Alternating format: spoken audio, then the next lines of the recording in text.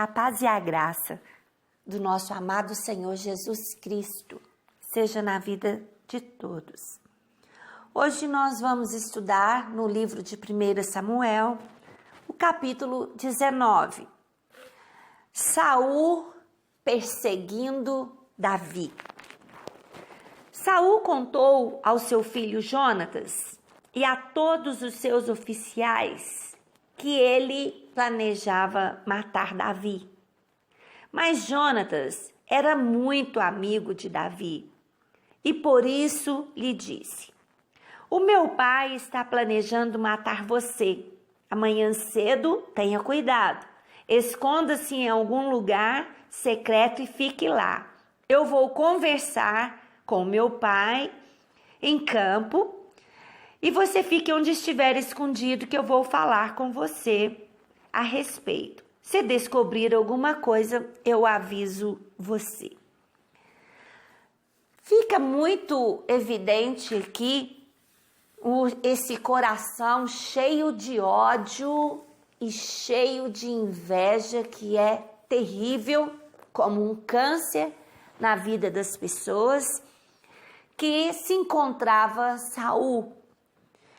E ele estava com tanto ódio que ele já havia tentado matar Davi com flechas, lança, e agora ele nem está se preocupando mais em esconder de ninguém, nem do seu filho, que ele sabia que era amigo de coração de Davi. Quando ele conta os seus planos, o filho de Saul, ele fala para Davi, ele vai e Davi conta para Davi: "Olha, meu pai quer te matar, fica escondido, eu vou conversar com ele." Olha, a Bíblia fala no Sermão da Montanha: "Bem-aventurado os pacificadores, os provedores de paz. Aquele que em meio à confusão, em meio a guerras, em meio a contendas, ele chega e ele promove a paz." Não seria diferente para alguém que ama Davi, que fala no capítulo anterior que ama a Davi como a si mesmo. Era um amor de amigo, de amizade verdadeira. E ele não deixa essa situação. E ele fala com Davi para se esconder. Ele conta para o seu amigo os planos do seu próprio pai e rei. E ele então, num campo de batalha, junto com seu pai, ele começa a falar com o pai dele: "Mas pai, Saul, por que essa perseguição a Davi? Que mal Davi fez para o Senhor ou para Israel? Não é justo essa perseguição a Davi. Ele é um homem bom. Ele livrou Israel de Golias. Ele tem vencido várias guerras para Israel." Eu creio que com toda a sabedoria de Jonatas, que já se mostrava um homem muito temente a Deus, ele consegue convencer o pai a desistir de perseguir e de matar a Davi.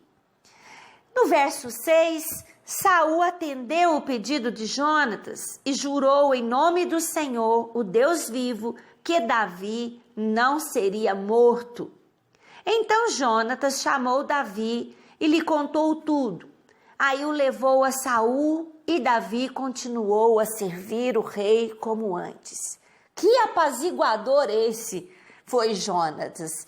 Ele convenceu a Davi com sabedoria, com argumentos e consegue trazer Davi ao convívio do rei novamente. Infelizmente, isso não vai durar muito tempo, porque esses problemas de Saul, eles precisariam ser tratados. Todo esse ódio, toda essa inveja que ele estava sentindo de Davi, abriu portas para que demônios pudessem agir, atormentar a vida do rei Saul e colocar todos esses planos e toda essa vontade de ver Davi morto. Novamente houve guerra contra os filisteus. Davi os atacou e derrotou como tão completamente que eles fugiram. Um dia, um espírito mau, mandado pelo Senhor, dominou Saul. Essa expressão, mandado pelo Senhor, nós temos que compreender que não é que Deus tem essa intenção de mandar um espírito mau para poder perturbar e acabar com a vida da pessoa. A responsabilidade das portas abertas é da pessoa. Aqui já estava muito claro, tanto ódio que deveria estar sendo verificado. Olha, nós precisamos colocar termômetros na nossa alma e verificar que alguma coisa não está errado. Que os sentimentos que nós estamos tendo em relação a alguma pessoa não é saudável, não está errado. Nós temos que estar sondando os nossos corações e colocar tudo isso sem máscara alguma diante de Deus, o que não estava acontecendo com Saul. Todo o ódio, toda a inveja continuava ali. A porta continuava aberta. E um espírito mau continua atormentando a vida de Saul. Ele estava sentado em casa com a lança na mão e Davi estava ali tocando lira. Saul tentou espetar Davi na parede com a sua lança, mas ele se desviou e a lança ficou fincada na parede. Olha o resultado do ódio e da inveja. Tudo que ele conseguia pensar, atormentado por demônios, é ver Davi morto. Ele não conseguia pensar em outra coisa. Não daria para pensar, dormindo, comendo. Tudo que ele queria era ver Davi morto. E ele meditou tanto nisso, escutou tanto a voz de Satanás, que ele lança ali uma lança, né, contra Davi, e ela finca na parede. A intenção dele era fincar Davi junto ali na parede. Mas, nesse capítulo, já vemos aqui o segundo livramento. O primeiro por Jonatas, que alerta Davi. O segundo, o próprio Davi, muito atento, ele se desvia e foge de novo, né? Então aqui nós já temos o segundo livramento. Nós vamos ver 4 livramentos para Davi só neste capítulo. Deus tem compromisso com aqueles que o temem. Deus tem compromisso com aqueles que são obedientes a Ele. Deus tem compromisso com aqueles que moram, que habitam no esconderijo do Altíssimo. Com esses Deus tem compromisso. Deus usa primeiramente Jonatas, agora Deus, de uma maneira, ele mexe ali com Davi. Davi fica alerta, foge dessa lança. E agora nós vamos ver a situação com Mical. Mical agora, esposa de Davi. Saul continua querendo matar Davi. Ele errou a lança e agora ele manda buscar Davi em casa. Mical faz tudo para proteger Davi. Ela faz ele sair pela janela e mente para aquelas pessoas, aqueles guerreiros que são enviados. Me fala que ele está doente. Ela usa uma estátua, um ídolo, né? Coloca no lugar onde Davi estava deitado. E eles voltam e falam para o rei, olha, ele está doente, ele está de cama. Saul fala com eles, vocês vão voltar à casa de Davi e traz ele na cama, porque eu quero ele morto. Quando eles voltam, eles veem a trapaça que Mical para salvar Davi, mentiu e colocou ali uma estátua no lugar. E Saul fica indignado com ela, afinal de contas, né, ele fala para ela: como que você é minha filha e você me engana? E ela mente de novo, né? Pode até usar aqui a expressão filho de peixe, peixinho é. Porque se Saul já estava com todos esses problemas e atormentado, uma das filhas dele também mentindo, idólatra, né? E nós vamos ver mais problema com essa Mical mais à frente. Mas enfim, ela fala que se ela não tivesse mentido, que Davi havia ameaçado ela de morte. Mas mentiras, né? Enfim, Davi foge e no capítulo 18, Davi escapou, foi para Ramá e contou tudo para Samuel. Tudo que Saul tinha feito contra ele. Depois ele e Samuel foram para a casa dos profetas e ficaram lá. Saul ficou sabendo que Davi estava na casa dos profetas em Ramá e mandou alguns homens lá para prendê-lo. Quando eles chegaram, viram um grupo de profetas profetizando, cheios do Espírito Santo. E Samuel era o líder. Então o Espírito de Deus dominou os homens de Saul e eles também começaram a profetizar. Saul não desiste. Desde o início do capítulo, ele quer matar Davi. Já teve até agora 3 livramentos.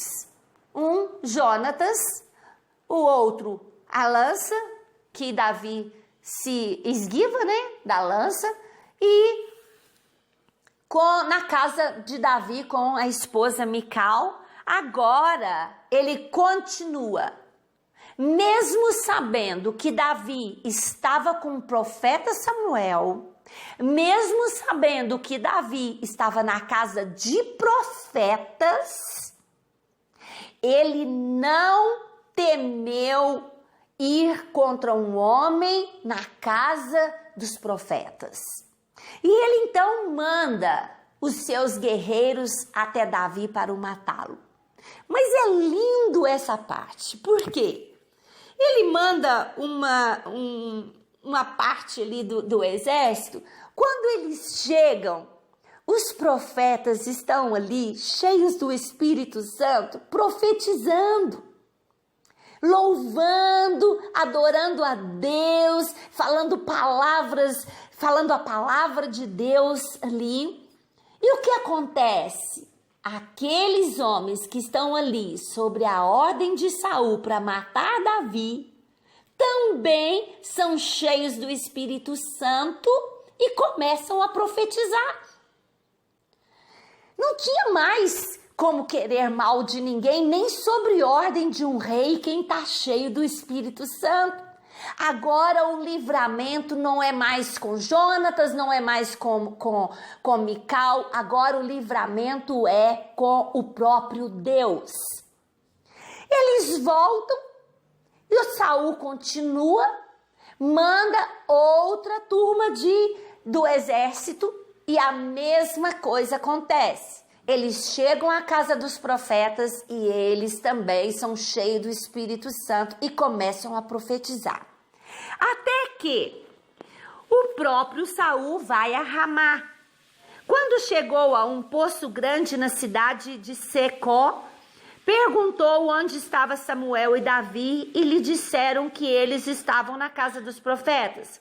Enquanto Saul estava indo para lá, nem tinha chegado lá, o Espírito de Deus o dominou também. E ele foi profetizando por todo o caminho até chegar à casa dos profetas. Lá tirou a roupa e ficou no chão nu o dia inteiro e a noite inteira profetizando. E foi assim que surgiu o seguinte ditado: será que Saul também virou profeta? Nós sabemos que existem alguns ditados que, com aquelas pessoas que nós andamos, assim nós nos tornamos. Pessoas cheias do Espírito Santo e profetizando, não tem lugar para carne, não tem lugar para pecado e não tem lugar para demônios.